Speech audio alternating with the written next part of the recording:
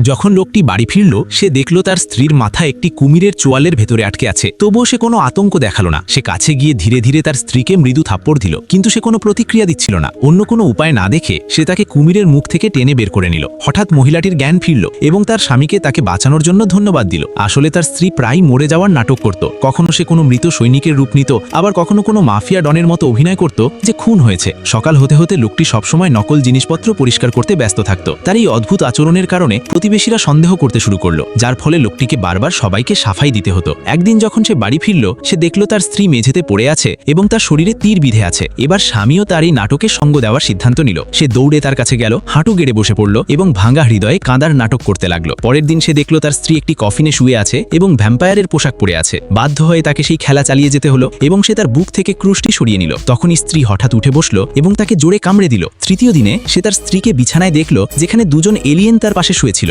লোকটির আগে এলিয়েনদের উপর ঝাঁপিয়ে পড়ল এবং একজনকে ধরে তার সাথে লড়াই করতে লাগলো। এই ছোট্ট নিষ্পাপ শিশুটির জন্য কোনো বন্ধু পেজটি ফলো করেনি, তুমি করে দিয়ে যাও।